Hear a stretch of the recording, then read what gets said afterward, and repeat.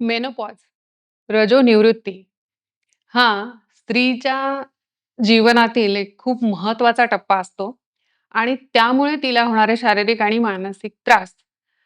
पण हा विषय मी आज घेतीये, तो फक्त स्त्रियांनी नाही, तर नवऱ्यांनी सुद्धा ऐकायचा आहे. आपल्या साथीदाराला जो त्रास होतो, तो तुम्हाला सुद्धा समजला पाहिजे आणि त्यासाठी हा त्रास तिनी त्याच्यातनं तिने बाहेर येण्यासाठी म्हणून तुमच्या सगळ्यांची मदत तिला गरजेची आहे. नमस्कार, मी doctor Isha. Doctor Isha's palette ह्या आपल्या YouTube चॅनलमध्ये आपल्या सगळ्यांचं मनःपूर्वक स्वागत आहे. मेनोपॉज म्हणजेच सगळ्यांना माहिती आहे, की जेव्हा स्त्रीची पाळी संपत येते किंवा थांबण्याची वेळ येते, तेव्हा हे त्रास वेगवेगळे सुरू होतात. मग मेनोपॉज हे पूर्वीच्या काळी नव्हते का? किंवा स्त्रियांना त्रास होत नव्हता का मेनोपॉजचा? किंवा आताच का त्याच्याबद्दल एवढं बोललं जातं? तर त्याची बरीच सारी कारणं आहेत. पण सगळ्यात महत्त्वाचं कारण म्हणजे आपली विभक्त कुटुंब पद्धती. त्यामुळे काय झालंय, तर स्त्री ही एकटीच असते. तिला समजून घेणारं, ती काहीतरी तिला त्रास होतोय, हे कोणाबरोबर ती शेअर करेल? पूर्वीच्या काळी कसं होतं, की तिला त्रास होत असेल, तर दुसऱ्या स्त्रिया होत्या. सासू होती, आजी-सासू असायची, जावा असायच्या, घरात इतरही अनेक स्त्रिया असायच्या, मुली मोठ्या झालेल्या असायच्या. तर ह्या सगळ्यांमुळे तिला एक भावनिक आणि शारीरिक दोन्हीही आधार मिळत होता. मन मोकळं करायला कोणीतरी होतं. शेजार-पाजारच्या स्त्रिया होत्या. म्हणजे अगदीच काही वर्षांपर्यंत शेजार धर्म हा सुद्धा खूप मोठा होता. म्हणजे भारतामध्ये जरी फ्लॅट सिस्टम आली, चाळी गेल्या, वाडे गेले, तरी सुद्धा फ्लॅट्समध्ये सुद्धा दारं उघडी असायची किंवा आत्तासारखा जो आपण ज्याला म्हणतो अलूफ किंवा एकदम लोनलीनेस जो आहे ना, म्हणजे एकलपणा हा तेव्हा नव्हता. त्यामुळे एक सपोर्ट सिस्टम जेव्हा घरामध्ये काम करत असते, कारण स्त्री ही घराला चालवणारं एक आपण ज्याला म्हणतो ना, की एक महत्वाची एक ऊर्जा आहे किंवा एक शक्ती आहे. आणि ती शक्ती किंवा ती ऊर्जा पण थकते कधीतरी. आणि तिला जेव्हा सपोर्ट असतो, तिला माहिती असतं, की नाही आज आहे, काही नाही बघून घेतील. माझ्या मुलांकडे बघायला जरी मी आज थोडीशी विश्रांती घेतली, तरी घरातलं बघायला कोणीतरी आहे. त्यावेळेस तिच्यावरचा मानसिक ताण पहिले तर कमी होतो. त्यामुळे ह्या सगळ्यांचा परिणाम, की ह्या सगळ्या आता अभाव आहे आपल्याला आणि त्याचा परिणाम जो होतो तो मानसिक ओढाताण. त्याचा परिणाम काय होणार आहे? स्ट्रेस हार्मोन वाढणार, कॉर्टिसॉलच्या लेव्हल्स वाढणार. कॉर्टिसॉल लेव्हल अप केले की इस्ट्रोजन, प्रोजेस्टेरॉन गडबडणार. म्हणजे तुमचे जे हार्मोन्स आहेत स्त्रीत्वाचे ते गडबडणार. मेनोपॉज जेव्हा येतो, तेव्हा काय होतं, की तुमच्यातले जे हार्मोन्स असतात ते ऑलरेडी गडबड व्हायला सुरुवात झालेली असते. कमी-जास्त व्हायला सुरुवात झालेली असते. त्यामुळे होणारं फ्लक्च्युएशन, स्ट्रेसमुळे होणारं फ्लक्च्युएशन, कोणाचाही सपोर्ट नाही, आधार नाही, बोलताही येत नाही, सांगताही येत नाही. अशा प्रकारची परिस्थिती सगळीकडे. कोणाकडे मन मोकळं करणार कोणीच नाही ना, ऐकायला कोणीच नाहीये आमच्या 4 भिंतींमध्ये. त्या आईला, त्या स्त्रीला, त्या मातेला. आणि त्याचा जो परिणाम आहे, तो म्हणजे मेनोपॉजमुळे होणारी दुखणी, जी आज आपल्याला दिसतात आहे. त्याच्यामध्ये बऱ्याच साऱ्या गोष्टी असतात. हॉट फ्लॅशेस येतात, मानसिकता बिघडते, चिड होते, काही कारण नसताना एकदम तिचा स्फोट होतो. अ, तिला अंगावरून खूप जातं, थकवा येतो, वीकनेस येतो, काही काम करावंसं वाटत नाही. असं असं वाटतं अक्षरशः काही-काही वेळेस म्हणजे बायकांचे अनुभव जे आहेत मेनोपॉजच्या जवळच्या, की कोणालाही काहीही घरामध्ये खायला सुद्धा देऊ नये. अगदी सख्खी मुलं जरी असतील तरी पण. इतका तो आपण ज्याला म्हणतो, की मूड स्विंग्स होतात, की मूड्स बदलत राहतात. मग असं का होतं? ती मुद्दामून करते का? इतक्या वर्ष तिने केलंच आहे ना तुमचं सगळ्यांचं. तर ह्याच्यामध्ये मग सगळ्यात पहिला महत्त्वाची ट्रीटमेंट जर कुठली येत असेल ना, ती म्हणजे तिची आश्वासन चिकित्सा. म्हणजे तिला म्हणजे हे आयुर्वेदात सांगितलंय बरं का, की आश्वासन चिकित्सा ही खूप श्रेष्ठ आहे, की मानसिक रोगांसाठी किंवा जेव्हा मानसिक माणूस बिघडलेला असतो किंवा त्याची मनस्थिती बिघडलेली असते अशा वेळेस. मग त्यावेळेस महत्वाचा रोल कोणाचा येतो? तर पुरुषांचा. आता पुरुषांना हे सगळं कळत नसतं बरं का. त्यांचं कसं असतं, की त्यांना वाटतं, "अरे हिला काय एवढा त्रास होतोय? आम्ही नाही का रोज कामं करत? आम्ही नाही का रोज मरमर मरत? ही काय एवढी कटकट करायला लागली आम्हाला नाही का टेन्शन असत? आम्हाला नाही का बॉसच्या शिव्या खाव्या लागत?" ही कोण एवढी राणी लागून गेली? असं ते इक्वेशन पुरुषांच्या मनामध्ये चाललेलं असतं. पण पुरुष मंडळींनो, तुम्ही एक लक्षात घ्या, की तुम्ही वयात आलात, त्यावेळेस तुमच्या अ, शरीरामध्ये जे काही चेंजेस झाले, जे पुरुष सुलभ चेंजेस तुमच्यामध्ये झाले, की दाढी येणं आहे, मिशा फुटणं आहे, आवाज फुटणं आहे, आवाज घुगरा होणं आहे, खोल होणं आहे आणि त्याच्यानंतर ते म्हणजे आपण म्हणतो भिन्नलिंगी बद्दलचे आकर्षण वाटणं आहे. हे सगळं जे तुम्हाला सुरू झालं वयाच्या 15व्या-16व्या वर्षापासून, तर ते तुमच्या 50 आणि 60व्या वर्षापर्यंत सेमच राहतं. 18व्या वर्षी मुली बघायला आवडतात पुरुषांना. 50व्या आणि 60व्या वर्षी सुद्धा स्त्री तेवढीच आकर्षक वाटते. म्हणजे त्याच्यात कशात चेंज होत नाही. तुम्हाला मंथली सायकल येत नाही. त्याच्यामुळे स्त्रियांमध्ये जे काही अप्स डाउन चाललेले असतात, त्याची तुम्ही इमॅजिनेशन करू शकत नाही. हे पहिलं कारण. कारण तुमची फिजिओलॉजी वेगळी आहे, तिची वेगळी आहे शरीर रचना. तेच म्हणजे थोडक्यात काय, की तुमचं स्टेबल असतं. मोर ऑर लेस तुमचा टेस्टोस्टेरॉन हार्मोन जो आहे तो स्टेबल असतो. पुरुष हा 18व्या वर्षी पण गर्भाचं उत्पादन करू शकतो म्हणजे त्याच्या स्पर्म्समधून. तेच 60व्या वर्षी सुद्धा होऊ शकतं जर त्याची तब्येत वगैरे चांगली असेल, बाकी आजार नसतील तर. एक्सेप्शन असतात प्रत्येक ठिकाणी. पण हे जनरली त्याच्यामध्ये कुठेच अ, खाली-वर, कमी-जास्त असं होत नाही. पण स्त्रियांच्या बाबतीमध्ये काय असतं? ती जन्माला येते, त्याच्यानंतर ती थोडीशी मोठी होत नाही. लगेच 10 वर्षाची झाली, की त्या बघा मुली अशा बुजऱ्या होतात, लाजऱ्या होतात, थोड्याशा मॅच्युअर्ड वाटायला लागतात, की त्यांच्या सोबतची मुलं 8-10 वर्षाची ती कशी असतात एकदम द्वाड आणि खेळकड, खट्याळ त्यांना काहीही समजत नसतं. पण तेच 8-10 वर्षाच्या मुली एकदम अशा समजूतदार बनतात. 11-12 वर्षाच्या होतात तोपर्यंत त्यांना पाळी आलेली असते. तेव्हा त्यांचा मेजर एक चेंज सुरू होतो. मग त्यावेळेस बदलणारे त्यांचे हावभाव, त्यांच्यातले मानसिकता बदलते.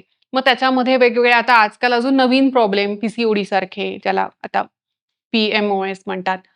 तर अशा प्रकारचे प्रॉब्लेम, की ज्याच्यामध्ये पाळीची अनियमितता आहे, वजन वाढ आहे, वजनच न भरणं आहे, बरेच सारे प्रॉब्लेम. त्याच्यानंतर मग तिचं लग्न होणार आहे, ते वेगळे प्रॉब्लेम. ती घर सोडून तुमच्या घरी येणार आहे राहायला, म्हणजे पुरुषांच्या घरी येणार आहे राहायला. मग ते तिला तिथं ॲडजस्टमेंट आहे. तिथे तिचं होणारं मानसिक खाली-वर तिची जी मानसिकता होत असणार आहे. तुम्ही विचार करा ना, तुम्ही 2 दिवस दुसऱ्याच्या घरी राहायला गेले, की तुम्हाला किती ऑकवर्ड राहायला होतं. ह्यात सगळं सोडून तुमच्या घरी येत असतात राहायला. अ, आणि आपण ना त्याला नॉर्मलाईज केलंय. मग काय तिचं कामच आहे ते येणं. अरे असं नाहीये. पण माणूस म्हणून तुम्ही तिला समजून घ्या ना, किती रोलर कोस्टर राईडमधून जात असेल, ह्या सगळ्या ह्याच्यामध्ये. आणि नंतर मग ती तुमच्या घरी आल्यानंतर मग तिचं प्रेग्नन्सी आहे, डिलिव्हरी आहे. प्रेग्नन्सीमध्ये कितीतरी हार्मोन्स खालीवर होतात. डिलिव्हरी म्हणजे असं म्हटलं जातं, की बाळंतपण हा बाईचा सुद्धा दुसरा जन्म आहे. पुनर्जन्म आहे स्त्रीचा. कितीतरी त्याच्यामध्ये वेगवेगळ्या गोष्टींमधनं ती गेलेली असते. कधी खूप सारखं पोस्टमॉर्टम हिमरेज होतं, खूप रक्तस्राव होतो, कधी काहीतरी नाळच अडकते, सिझरच करा. आजकाल तर अजून वेगवेगळे प्रॉब्लेम्स. तर ह्या सगळ्या गोष्टींमधून ती जाते. मग परत तिला ते आता आजकाल नवीन एक फॅड, की पोस्टपार्टम डिप्रेशन. मग हे काय फॅड आहे का? फॅड नाही आहे. हे होतं. हे डिप्रेशनमध्ये स्त्रिया जातात पोस्टपार्टम. कारण हा हार्मोन्सचा चेंज आहे. म्हणजे त्यांचं कधीच असं स्टेबल नसतं. स्त्रियांच्या बाबतीत जीवन जर तुम्ही बघितलं तर कायम रोलर कोस्टर राईड असते. आणि ती सगळी म्हणजे ती स्टेबल नसते हो. आणि त्यामुळे जेव्हा ती मेनोपॉजच्या जवळ येते पुन्हा तिचं तेच सुरू होतं. पुन्हा ती त्याच ह्याच्यामधून जाणार. आणि मग तो मानसिक धक्का त्यावेळेस सहन करू शकेल एवढी ती स्ट्राँग नसते. मधल्या वयात तरी ती सगळं स्ट्राँग सहन करून नेते, की मुलांचं करायचंय, सासू-सासऱ्यांचं करायचंय, घरातल्यांचं करायचंय. पण त्यावेळेस ती एवढी आता स्ट्राँग नसते आणि म्हणून तिची मानसिकता सांभाळणं मग हे जोडीदार म्हणून तुमचं काम आहे. म्हणून 2 पावलं मागे घ्या तुम्ही सुद्धा. थोडं ऐकून घ्या, तिला शांतपणे समजवा. ठीक आहे. तिला समजून घ्या. तिला काय ह्या वयात ना मुलगी असेल ना, तर तिने तिची सखी बनावं आणि पुरुषाने तिचं एक नुसतंच लाईफ पार्टनर नाही, तर एक मित्र म्हणून तिला समजून घ्यावं, की नक्की तिला काय पाहिजे आहे किंवा तिचं काय मनामध्ये आहे. बोलू द्या, मोकळं होऊ द्या. काय होईल बडबड-बडबड बोलल्यानंतर तिलाच वाटेल, की अरे आपण उगाच चिडलो यांच्यावर. परंतु त्याचं पर्यवसान तुम्ही तिच्यावर दोषारोपण करण्यामध्ये करू नका. आणि असंही कायम आपण नॉर्मलाईज करतो, की हां, काय तिचं कामच आहे ते. नाही, तिचं काम आहे असं काही नाहीये. तिने जर ठरवलं झोपून घ्यायचं, तर ती सगळं घर बंद पडेल. ती करतीये तुमच्या प्रेमापोटी करतीये. तर त्या प्रेमाच्या बदल्यात तुम्ही सुद्धा तिला एक प्रेमाचा हात देणं. बऱ्याच वेळा पुरुष हे जास्त बिझी असतात बायकांपेक्षा असं होतं म्हणजे जर स्त्रिया घरी असतील तर. आणि मग अशा वेळेस ना ते विसरून जातात आपल्या कामाच्या नादामध्ये आणि मग त्यांना कटकट वाटायला लागते, की ही आपल्याकडे काय डिमांडच करतीये, ही काय आपल्याकडे खूपच पण तिला गरज असते तुम्ही त्या तिथे थांबावं, तिच्याजवळ थोडंसं एखादा दिवस तुम्ही तिच्याजवळ स्पेंड करावा किंवा तुम्ही जेवढा वेळ घरात असतात तेवढा वेळ तिला विचारावं, तिच्याकडे बघावं. तर ह्या सगळ्या गोष्टी काही खूप मोठी अपेक्षा मोस्टली 90% बायकांची तरी नसते. मी तर म्हणते 99% बायकांची नसते. काही अपवाद प्रत्येक ठिकाणी आढळतात. म्हणूनच तुम्ही म्हणतात ना, तिची शुश्रूषा करणं म्हणजे काय, की सेवा करणं नाही. सेवा, शुश्रूषा म्हणजे फक्त सेवा नाही आहे. शुश्रूषाचा अर्थ असतो, की तिला ऐकणं. तिला गरज आहे, की कोणीतरी माझं ऐकावं आणि इथपासून सुरू करून अगदी म्हणजे छोट्या-छोट्या गोष्टी तुम्ही करू शकतात. म्हणजे मी बऱ्याच वेळा सांगते, की पेशंट्सना जेव्हा खूप अंगावरनं जातं स्त्रियांना ह्या मेनोपॉजच्या दरम्यान, मी सांगते, की तुम्ही तिच्या विशेषतः माझं सांगणं असतं हसबंड्सना म्हणजे नवऱ्यांना, की तुम्ही तिच्या ओटीपोटावर तुपाचा लेप लावा, शतधौत घृत मिळतं बाजारात त्याचा लेप लावा किंवा कैलास जीवन मिळतं त्याचा लेप लावा. शतधौत घृत तर घरी बनवणं पण सोपं आहे. पण आता ठीक आहे घरात कोणीच नाहीये बनवायला, ही पण आजारी आहे, विकत मिळतं. तर अ, हे तुम्ही करा तिच्या ओटीपोटावर लेप लावा तो. तिला प्रेमाने लेप लावणं ही सुद्धा तिची चिकित्सा आहे. तिला कंबर तिची शेकून द्या. तिच्या कमरेला शेक द्या. कमरेला तिच्या पेनकिलर लावणं किंवा एखादं मलम चोळणं किंवा तेल लावणं, हे सुद्धा एक तिची आपण त्याला म्हणतो ना, की स्पर्श आहे हो तो. माणूस आपण म्हणतो ना, कशाचा आसुसलेला असतो. देव भावाचा भुकेला असेल ना, तर माणूस माझं म्हणणं असं आहे, की फक्त भाव नाही, भाव, शब्द, स्पर्श ह्या सगळ्याचा माणूस हा भुकेला असतो. माणूस म्हणजे त्या माणसामध्ये ही स्त्री सुद्धा येते हे लक्षात घ्या कायम. त्याच्यामुळे अ, त्या स्त्रीला अशा प्रकारे तुमच्या उभेची, तुमच्या मायेची गरज असते. तर तिला शेकून देणं काय काय कमीपणा आहे त्याच्यामध्ये? करा की आपलीच बायको आहे ना ती. आणि दुसरं म्हणजे हिमोग्लोबिन कमी होतं अशा ह्याच्यामध्ये. डाळिंब द्या, द्या की प्रेमाने कधीतरी डाळिंब सोलून द्या. द्या कधीतरी एखादं फळ द्या आपल्या बायकोला, की "घे गं, मी चिरलं तुझ्यासाठी." बाकी ठीक आहे तुम्हाला स्वयंपाक येत नाहीये. खरं तर आला पाहिजे, पण ठीक आहे. अपेक्षा खूप नाहीये त्या स्त्रीची तुमच्याकडनं, की खूप तुम्ही स्वयंपाक करा, चहा करा, नका. पण एखादं फळ तर तुम्ही चिरून देऊ शकतात तिला. तर अशा प्रकारे डाळिंब ह्याच्यासाठी सांगते मी, की जे ह्याच्यासाठी चांगलं आहे तुमच्या हिमोग्लोबिन वगैरे वाढवण्यासाठी म्हणून सगळ्यात चांगलं श्रेष्ठ फळ जर असेल तर डाळिंब आहे. ते द्या, खजूर द्या. पण ह्या गोष्टी तुम्ही थोडंसं तिला काळजी दाखवली ना, तरी पण ती माझ्या मते की रिलॅक्स होते आणि निवांत होते जरा, की हां, ठीक आहे माझं कोणीतरी बघणारं आहे प्रेमाचा माणूस आणि माणूस प्रेमाच्या उभेवर जगत असतो. कोणीतरी आहे माझं, या उभेवर माणूस उभारी येते त्याला आणि तो काम करतो. दुसरं की स्त्रियांनी स्वतःसाठी काय केलं पाहिजे आणि त्याच्यासाठी पुरुषांनी घरातल्या तिला थोडी मोकळीक दिली पाहिजे, असं माझं म्हणणं आहे, की काही तुम्ही किटी पार्टी करा, तुम्ही भिशी करा, तुम्ही छोटी-मोठी कुठलीही गॅदरिंग करा. पार्टी म्हणजे काय पबमध्ये जाऊन दंगानाच करायचा आहे, थिल्लरपणा करायचा आहे, असं थोडी आहे. तुम्ही छान 4 मैत्रिणी तिच्या जमू द्या.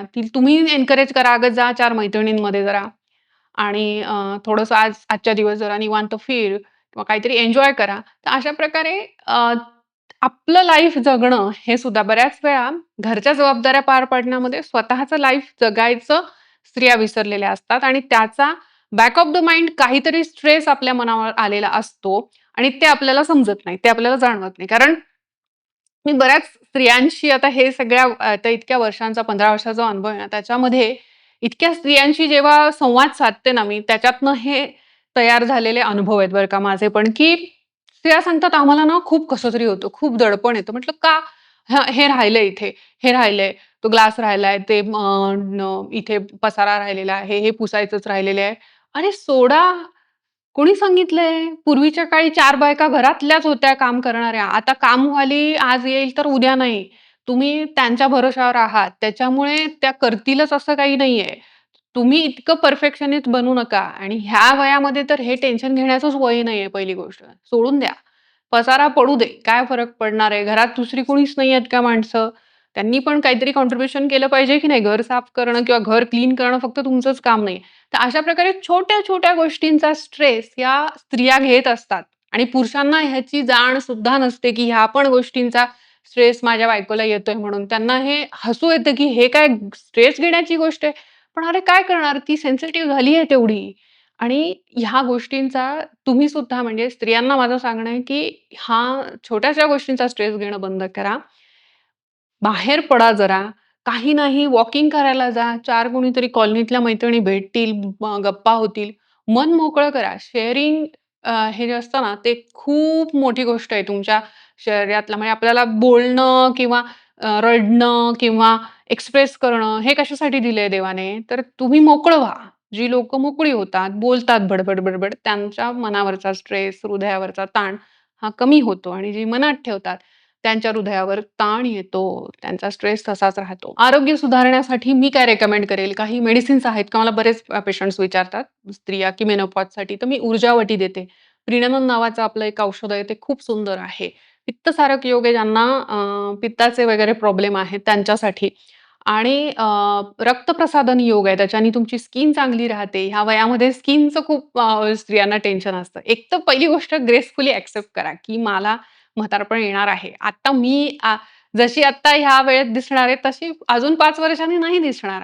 हे मला स्वतःला पण लागू होतं. मी पण आज 5 वर्षांनी जर तुम्ही माझे व्हिडिओज जेव्हा मी करेल, त्यावेळेस तुम्हाला फरक जाणवेल. माझे 5 वर्ष आधीचे व्हिडिओज आहेत, त्याच्यामध्ये फरक जाणवेल. त्यामुळे एजिंग हे होणार आहे. पण ते ग्रेसफुली एक्सेप्ट करा ना. आणि दुसरं काय, की म्हणजे छोटे-छोटे उपाय असतात, त्याच्याने खुश राहा. डायटकडे लक्ष द्या. छान काहीतरी तुम्हाला जिम आवडते, जिम लावा. झुंबा आवडतो, झुंबा लावा. फक्त माझं म्हणणं एवढंच आहे, की तुम्हाला गुडघ्याचे प्रॉब्लेम, मणक्यांचे प्रॉब्लेम सुरू झाले असतील, तर अजिबात असे प्रयोग करू नका. वॉकिंग खूप चांगलं आहे. झोपून सायकलिंग करा. स्पाइन ट्विस्टिंग हे खूप चांगलं आहे. पोट पुढे येऊ नये म्हणून. आरोग्याची काळजी तुमची तुम्ही घेऊ शकतात. डाएटच्या बाबतीमध्ये मी बऱ्याच व्हिडिओजमधनं सांगितलेलं आहे, की हेल्दी जेवढं तुम्ही खायला सुरुवात कराल, तेवढं तुमची तब्येत चांगली राहील, मानसिकता सुद्धा चांगली राहील. तर जाता-जाता एवढंच सांगेल, की मेनोपॉजमध्ये ज्या स्त्रिया आहेत, ज्या माझ्याकडे पेशंट म्हणून ट्रीटमेंटला येतात, त्याच्या ऑब्झर्वेशनमधून मी सांगते, की ज्या स्त्रियांची काळजी प्रेमाने घेतली जाते त्यांच्या घरच्यांकडून, म्हणजे अ, मुलं असतील तर मुलांकडून, नवरा असेल तर नवरा पहिलं पिलर आहे, पहिला स्तंभ आहे लक्षात घ्या. नवरा नसेलच अनफॉर्च्युनेटली दुर्दैवाने, तर मग मुलगा-मुलगी यांची ती जबाबदारी आहे. पण ज्यांची अशा प्रकारे घरच्यांकडून काळजी घेतली जाते, त्या स्त्रिया लवकर बऱ्या होतात असा माझा अनुभव आहे. कारण औषधं आम्ही देतो. पुढची ते 1 महिन्यातनं 1 दिवस ते माझ्यासमोर असते ती स्त्री एक 15 मिनिटं, अर्धा तास. त्याच्या व्यतिरिक्त पूर्ण महिना 24 तास 24/7 ती स्त्री तुमच्यासोबत असणार आहे. त्याच्यामुळे तिची काळजी घेणं हे आपल्या सगळ्या कुटुंबाची जबाबदारी आहे. तेव्हा आपल्या स्त्रीला, आपल्या मातेला समजून घ्या. या देवी सर्वभूतेषु मातृरूपेण संस्थिता नमस्तस्यै, नमस्तस्यै, नमस्तस्यै नमो नमः. व्हिडिओ कसा वाटला? मला कमेंटमध्ये जरूर सांगा. जास्तीत जास्त शेअर करा जेणेकरून सगळ्यांना याचा फायदा होईल. अशीच शास्त्रशुद्ध माहिती घेऊन पुन्हा भेटूयात. तोपर्यंत नमस्कार.